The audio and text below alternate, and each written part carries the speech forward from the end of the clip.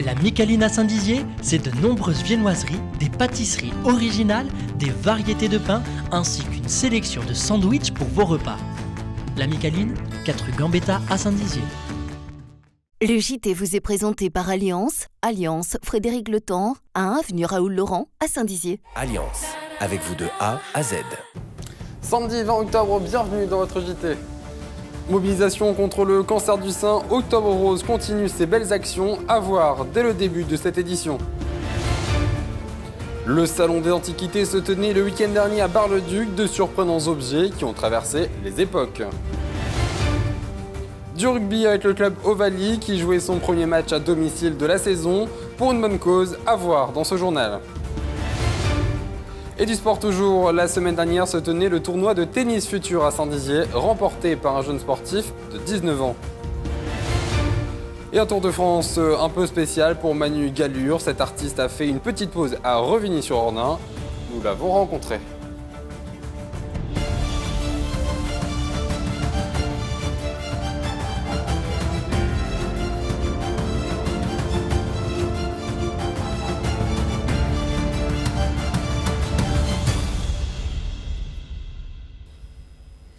Et à Saint-Dizier, des activités se sont tenues en soutien à la Ligue contre le cancer du sein à l'occasion d'Octobre Rose. Dans le but de sensibiliser et d'appeler aux dons, une centaine de personnes se sont investies cette année, mais c'est aussi un moyen de soutenir les femmes qui sont atteintes de ce cancer, à savoir qu'une femme sur 8 est touchée par le cancer du sein. Un sujet préparé avec Julien Carré et Nicolas Fontaine. Une marche de 4 km s'est déroulée ce mercredi 17 octobre à l'hôpital de Saint-Dizier dans le cadre d'Octobre Rose. Cette marche a été essentiellement organisée par Alain Berleux et Madame Trioen de l'association en soutien aux opérés du sein dont le docteur Trioen est le président.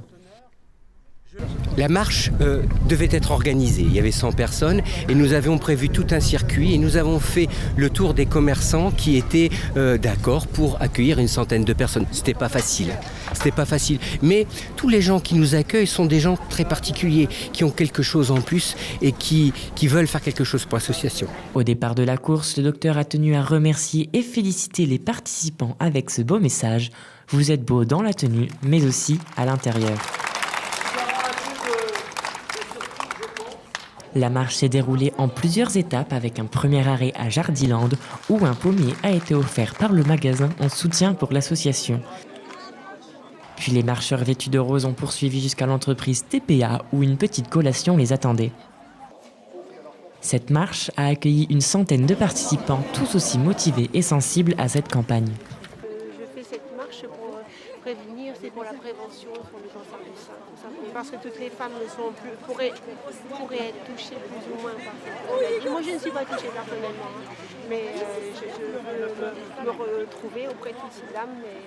C'est très enrichissant de se partager tout ça avec elles. Le lendemain de cette marche, le collectif s'est de nouveau rassemblé devant le centre hospitalier pour planter le pommier offert la veille.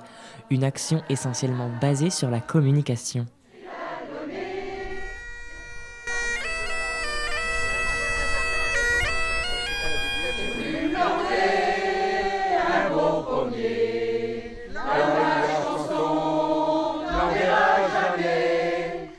Au départ, nous avions prévu avec l'association de faire un potager. C'est bien sûr difficile à tenir dans le temps et peut-être même qu'on n'aurait pas eu la chance de partager les légumes et les fleurs. Donc nous avons opté pour un pommier qui est également le symbole de l'association, qui représente aussi un peu la forme du sein. À noter que l'association a reçu le soutien entier du centre hospitalier et de la clinique François Ier pour l'intégralité de ses actions, preuve du rassemblement contre le cancer du sein. Et c'est ce qui nous emmène à notre question de la semaine. Participez-vous aux différentes actions liées à Octobre Rose? Vos réponses sont oui à 72% et non à 28%.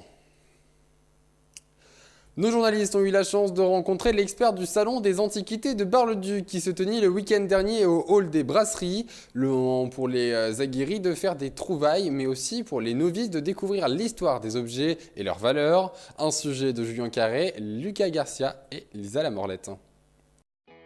Vendredi 12 octobre, nous sommes partis à la découverte d'un des plus vieux salons d'antiquité de France, celui de Bar-le-Duc, situé au hall des Brasseries, qui fêtera l'année prochaine ses 50 ans. Et encore une fois, les organisateurs ont offert un événement de qualité avec des objets sélectionnés avec goût et passion. Donc c'est un salon qui réunit des antiquaires différents, de provenances différentes de la région, déjà pas mal. Et puis il y en a qui viennent de Lyon, il y en a qui viennent du Midi, donc les gens viennent exposer à Bar-le-Duc. C'est un vrai rendez-vous. Et puis en plus, moi ça fait quelques années déjà que je suis expert sur ce salon. Par rapport à d'autres salons où je suis expert, c'est un salon où il y a une vraie convivialité. C'est un salon authentique, où les marchands sont naturels, vendent ce qu'ils vendent pour ce que c'est, et où on a un choix, une diversité dans les matériaux, dans les époques. On va de la Renaissance à 1970, à Cocteau et même après. Et moi, en tant qu'expert, je viens derrière pour regarder, examiner le meuble ou l'objet, en donner les qualités, les défauts, et des fois même aller plus loin, donner des détails, des informations qu'avait oubliées ou que ne savait même pas le marchand, des anecdotes comme vous dites. C'est ça mon rôle, c'est d'aider et le marchand et l'acheteur. Dans les allées, nos regards se perdent face à la multitude d'objets, du bois verni, de l'or, de la verrerie, mais le plus impressionnant et le plus émouvant, c'est l'histoire cachée derrière chacun de ces objets. Un objet d'histoire. Cet objet a 400 ans. Il a été fait à l'époque Louis XIV, à Nancy, à l'époque du roi Stanislas. Et il nous est venu tel qu'il a été fabriqué, avec ses rides, avec ses usures, sans avoir jamais été touché. Donc c'est un objet qui a la particularité, c'est une spécialité de Nancy, ce sont des objets qui étaient faits en cire.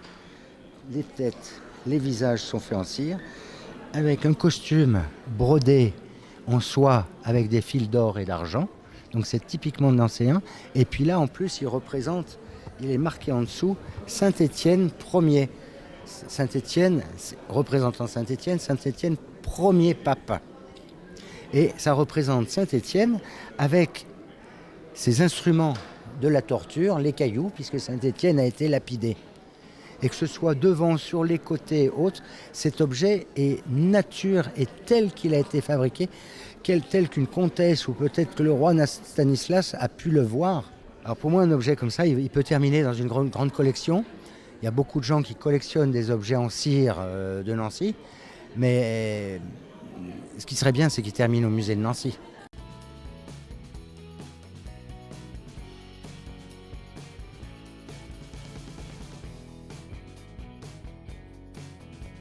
On vient ici pour acheter, pour ceux qui veulent acheter. On vient ici pour regarder, pour se former, pour s'instruire. On vient ici pour se faire plaisir. Un salon qui vaut le détour et où on espère retourner en 2019. Dimanche dernier avait lieu un match de rugby un peu spécial à l'espace Jean Méfer de Saint-Dizier. En effet, l'association Bragarde Ambre contre la mucoviscidose était à l'honneur puisque c'est la petite Ambre qui a donné en personne le coup d'envoi de ce match. Aussi, toutes les recettes ont été reversées à l'association. Un reportage de Manon Collinet et Alexis Mathieu. Puis petit détour par l'espace Jean Méfer où le club Ovalie joue son premier match de la saison. Mais c'est un match un petit peu spécial puisque c'est la petite Ambre de Ambre contre la mucoviscidose qui l'a lancé. Le club Ovalie est un club historique de légende pour les bragards. Porté par l'équipe senior, il arrive depuis peu à atteindre des sommets. Le club Ovalie de Saint-Dizier compte aujourd'hui un peu plus de 200 adhérents sur des catégories qui s'étalent des moins de 6 jusqu'aux seniors. Nous avons des championnats territoriaux. Maintenant, nous rentrons dans les championnats Ligue Grand Est, puisque la géographie veut que nous soyons rapprochés de l'Est complètement. Et nous avons pour l'occasion engagé l'équipe senior qui ne jouait plus en compétition pratiquement depuis 4 ans. Avec des résultats, on va voir cet après-midi si ça se concrétise, et je l'espère d'ailleurs. À l'occasion de la nouvelle saison, le club a décidé de s'associer à une noble cause avec l'association Ambre contre la mucoviscidose. On a décidé de s'associer avec l'association Ambre contre la mucoviscidose. Donc en ce moment, le rugby, l'image du rugby est un peu bafouée. Et nous, on a voulu prouver que le rugby a des valeurs de solidarité, de combat, qu'on peut assimiler à l'association Ambre contre la mucoviscidose. Donc aujourd'hui, on a fait le choix de s'associer en vendant des t-shirts, en mettant le maximum de publicité autour de la ville pour sensibiliser les gens. Donc à partir de juste avant le match, Ambre va donner le coup d'envoi fictif du match. Le papa d'Ambre nous en dit plus sur cette maladie et sur son combat au quotidien. C'est environ 7000 personnes qui sont atteintes de la mucoviscidose en France. Donc malheureusement, il n'y a pas de guérison, il n'y a pas de soins pour guérir cette maladie. On a décidé, donc, suite au dépistage néonatal de notre enfant, de créer une association. Donc avec la famille, les amis, les collègues, nous avons créé l'association dans le but de récolter des fonds et d'aider les enfants et les personnes atteintes de la mucoviscidose. Alors depuis la création de l'association, c'est environ 10 000 € qui partent au centre de recherche de Reims, où est suivi Ambre. Donc c'est pour le bien de tous les enfants, c'est pas uniquement pour Ambre. Pour les petites anecdotes, on a pu remplacer le matériel de dépistage qui est fait sur Reims. Alors, il y a eu des complications dans le temps où le matériel était vieillissant.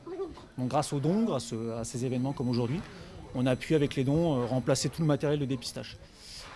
Aujourd'hui, on est en cours d'élaboration avec un projet avec les professeurs de Reims. Nous sommes en train de créer une salle de sport au sein même de l'hôpital, donc avec un coach sportif, du matériel qui va être acheté. Donc ça va être pour les enfants qui sont hospitalisés sur très longue durée, pour qu'ils puissent faire du sport.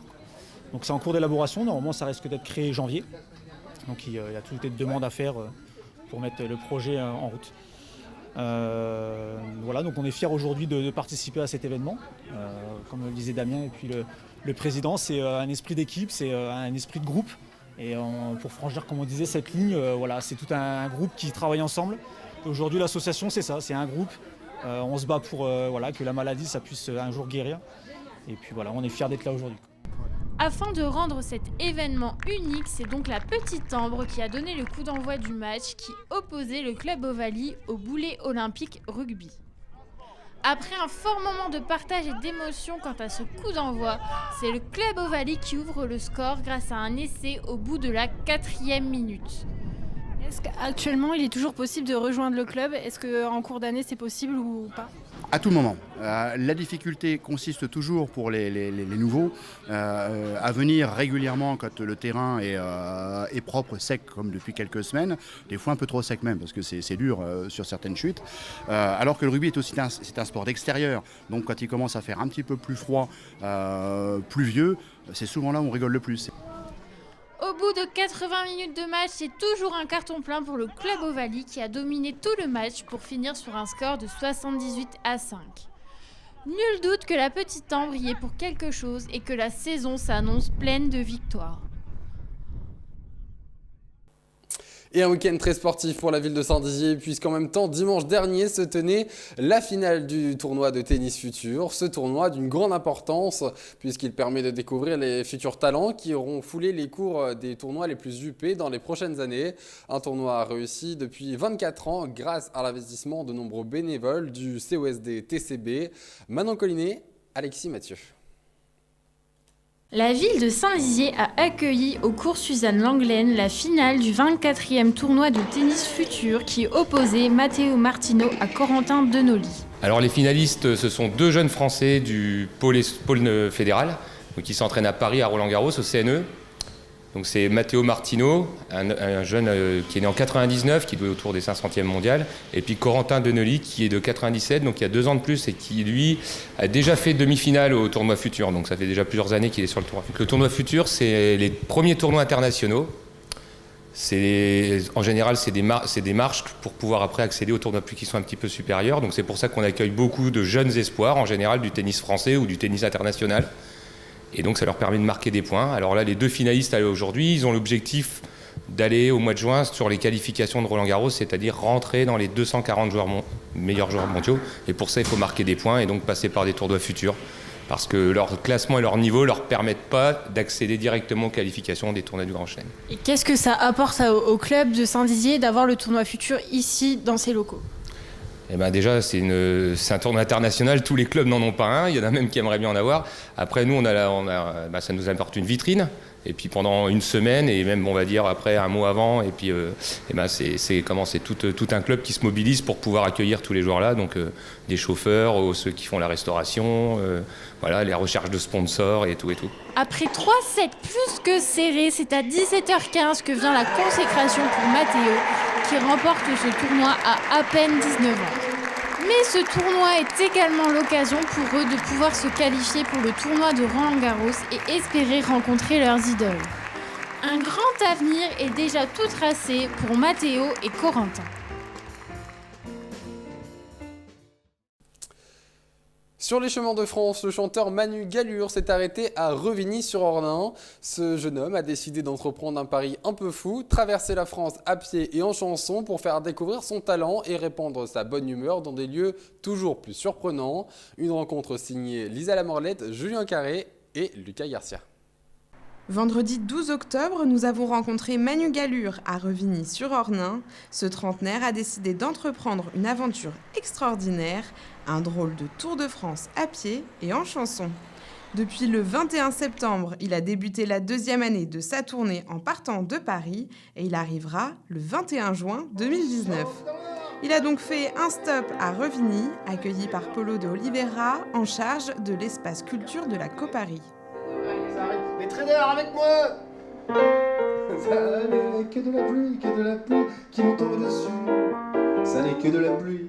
Alors du coup, est-ce que tu peux nous expliquer le concept de ton voyage, tout simplement ? Pourquoi t'es arrivé à Revigny là aujourd'hui ? Et alors en ce moment je fais une tournée à pied, c'est-à-dire en fait plus précisément un Tour de France à pied en chanson, c'est-à-dire je suis parti de Toulouse et j'ai commencé à marcher et je fais à peu près 20 km par jour. Et à peu près tous les 20 km, bon an mal an, je fais un concert. Et alors en moyenne, ça fait 4-5 concerts par semaine à peu près. Et donc, depuis que je suis parti de Toulouse, j'ai fait environ, pour l'instant, 5000 km dans ces eaux-là. Et environ 160 ou 170 concerts. Et du coup, t'es tout seul sur la route ? Sur la route, je suis tout seul, mais c'est un projet qui demande un peu d'organisation. Et donc, à Toulouse, il y a quelqu'un, une équipe. Alors, enfin, une équipe, c'est une personne, hein, mais qui s'occupe de téléphoner à tous les lieux, un par un. Et ensuite, il y a une attachée de presse. Et puis, il y a quelques bénévoles, notamment un bénévole qui s'occupe du site internet et qui fait en sorte que toutes les dates soient au bon endroit, que la carte du Tour de France, parce qu'il y a une carte interactive avec tout l'itinéraire. Il fait en sorte qu'elle soit à jour, etc. Bon, voilà. Une question qui doit être souvent posée, pourquoi ? Tout simplement, pourquoi se dire un matin, tiens, je vais prendre mes affaires, je vais aller faire le tour de la France. Ah bah, c'est un an, on rallonge. D'où vient cette envie de marcher et d'aller un petit peu partout ? Ça fait 15 ans que je fais de la chanson et les gens doivent se rendre compte que le métier de chanteur, d'abord c'est prenant. On passe beaucoup de temps dans les camions, dans les trains et tout ça. Et puis ça rapporte pas énormément d'argent. Donc j'avais besoin d'une activité qui coûte pas grand-chose et puis qui soit un peu en plein air et puis qui me coupe un peu du monde, quoi. Et la randonnée, pour ça, c'est formidable. Donc dans ces 15 dernières années, entre les tournées, j'ai pris pour habitude de faire des longues randonnées et j'ai pris goût à ça et puis je me suis dit que je pourrais faire un Tour de France à pied en chanson. Et à l'usage, je me suis rendu compte que c'était une très bonne idée, d'abord parce que je passe mes matinées au milieu de la nature, au milieu des oiseaux, donc j'ai la solitude complète, j'ai du vent dans les oreilles, enfin c'est très agréable. Et donc j'arrive le soir, j'ai pas passé 8 heures dans un camion, donc je suis très disponible pour faire un concert, pour rencontrer les gens, je suis en pleine forme. Je suis en pleine forme aussi pour écrire. Et ma dernière question, ça va être par rapport à ton arrivée à Revigny. Comment ça s'est passé pour la prise de contact, etc. Enfin, est-ce que tu t'as regardé sur la carte et t'as fait « Allez, Revigny ce soir ». On a reçu un appel. Ah, j'ai vu que vous passiez à Vitry-le-François et à Châlons. Il y a un espace entre les deux. Est-ce que on pourrait pas venir ici? Est-ce que Manu Gallure pourrait pas venir à Revigny chanter, quoi? Et ben nous, on a dit, alors en 10 jours, vous êtes sûr que c'est possible? Est-ce qu'il y aura du monde, machin et tout ça? On nous a dit, ah ouais, pas de problème. Et ben apparemment, toutes les conditions sont réunies. Il y a un super piano. Visiblement, il y a du monde qui va venir. Et donc, il y a des dates comme ça qui se calent. Il y en a qui se calent 1 an à l'avance et d'autres 10 jours avant, j'apprends que je vais jouer à Revigny et c'est vraiment très chouette. Manu Gallure est à la fois auteur, compositeur et interprète. C'est avec une énergie débordante et beaucoup d'humour qu'il partage son talent sur les routes de France. À chaque fois, il est accueilli dans un lieu différent, salle de concert, bar, école ou encore chez l'habitant. C'est donc un public différent à chaque fois pour des inspirations nouvelles.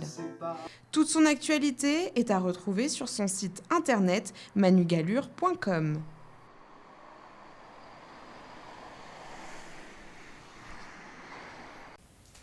C'est la fin de cette édition du JT. Lundi, ne manquez pas l'essentiel de l'info présenté par Nicolas Fontaine.